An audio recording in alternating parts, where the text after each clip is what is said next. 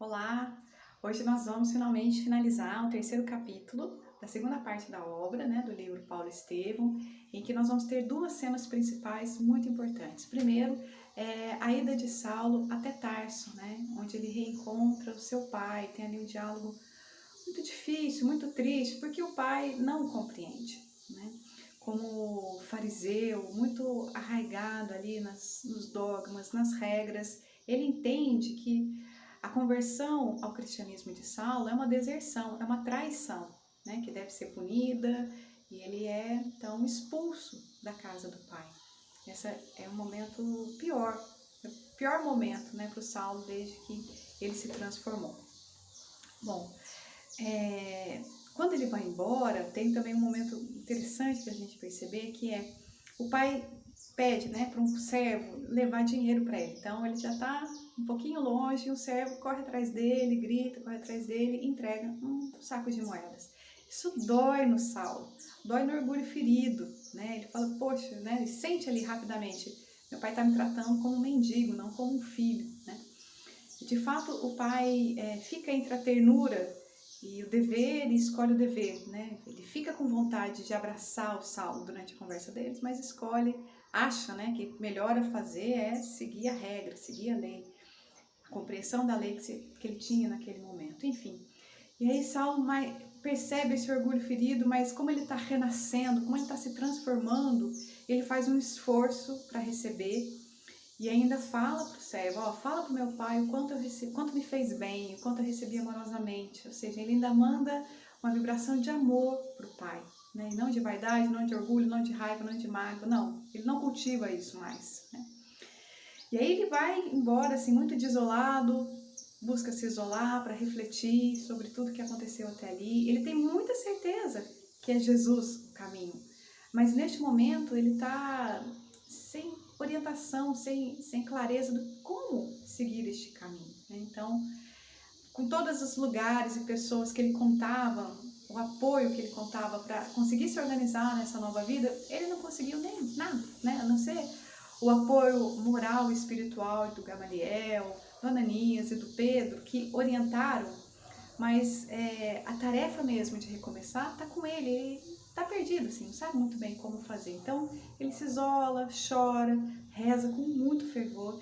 e acontece uma coisa sensacional, que ele vai relatar lá na segunda carta aos Coríntios, sem dizer que foi ele. Ele vai dizer mais ou menos assim: um homem em Cristo, se na carne eu não sei, se fora da carne eu não sei, foi arrebatado ao terceiro céu, e de lá recebeu verdades inefáveis. Então, essa fala dele, que deu a entender assim, ele não sabe o que aconteceu, mas não foi um sonho, porque no sonho a nossa consciência de alguma forma costuma ficar alterada. Ali não foi isso, ele ficou com a consciência muito clara. Então ele foi levado para um outro lugar, e lá ele encontrou com Abigail e Estevão, E foi muito emocionante. Nos primeiros momentos ele não conseguia falar, ele ficou angustiado até de não conseguir falar nada a hora que ele vê Estevão.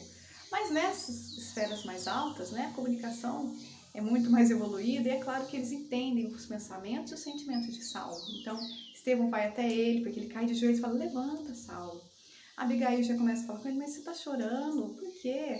A tarefa ainda nem começou, não se sinta assim desalentado. E ela vai falando uma série de coisas para ele que caberia horas de reflexão e de digestão, assim, de tão profundo que é, Mas em linhas gerais, ela vai dizer aquilo que é muito famoso no movimento espírita, que é chamado de o programa de Abigail. Ele não usa essa expressão aqui no texto, o Emmanuel não usa essa expressão, mas é dito assim, o programa de Abigail, porque mostra um caminho muito claro, um programa de ação, São 4 verbos que ela vai usar no imperativo como resposta para ele, no sentido de orientação mesmo, não é de um mando, mas é de orientação.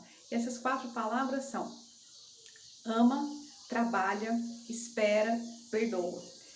Então esse é o programa de Abigail: amar, trabalhar, esperar e perdoar. Mas é bem interessante a gente olhar um pouquinho com mais calma no texto e perceber o que ele pergunta para ela. Porque primeiro ela dá uma série de orientações para ele, acalma, acalenta, e aquilo vai calando tão fundo que nunca mais ele vai se sentir desanimado, Por todas as dores e sofrimentos que a gente ainda vai assistir, ele passar, ele não vai se sentir desanimado de tão forte que foi essas exortações, essas falas de Abigail. Mas aí, como ele percebe que ela está para ir embora, ele começa a organizar perguntas, né? Para esclarecimento espiritual mesmo. Então ele fez 4 conjuntos de perguntas. O primeiro conjunto de perguntas, ele vai perguntar algo nesse sentido. Como saber que eu estou fazendo a vontade de Deus? Como é que eu vou saber qual que é a vontade de Deus? E ela responde, ama. Então olha que forte, né? Então quando a gente está em dúvida, não sei o que fazer, a resposta de Abigail é ama.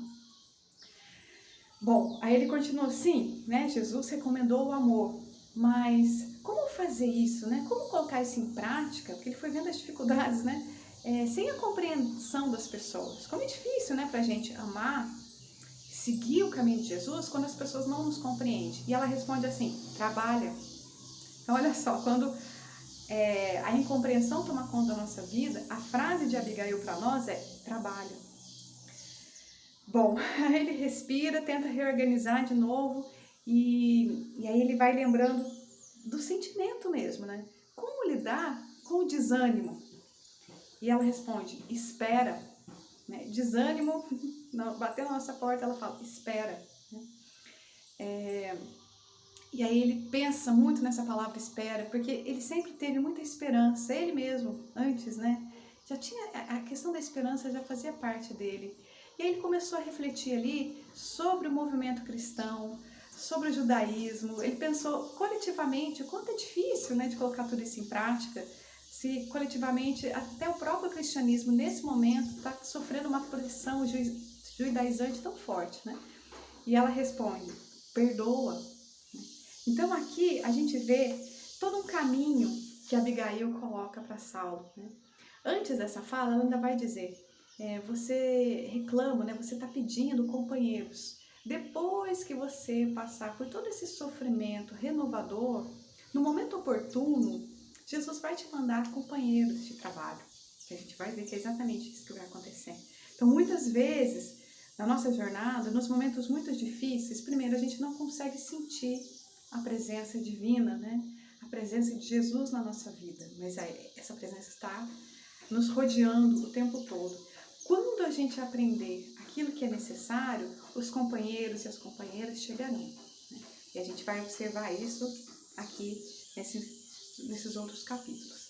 Bom, depois, quando ele volta, né, ele é levado de volta para onde ele está, ali naquela caverna. Ele fica tão emocionado, surpreendido, com a mente tão mais aberta, né, em relação à espiritualidade na nossa vida. Ele coloca isso nas cartas de alguma forma.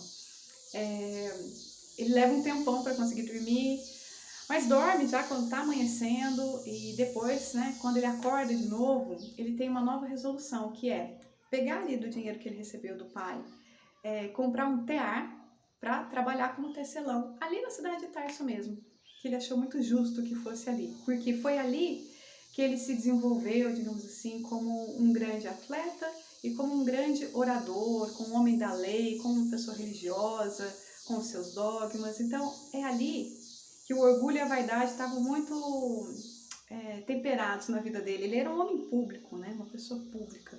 Então ali ele volta a trabalhar como humilde tecelão. O pai dele fica horrorizado, deserda ele, vai morar, né, com uma filha longe dali. Mas ele fica ali por 3 anos trabalhando humildemente como tecelão. E a gente vê isso semana que vem. Até mais!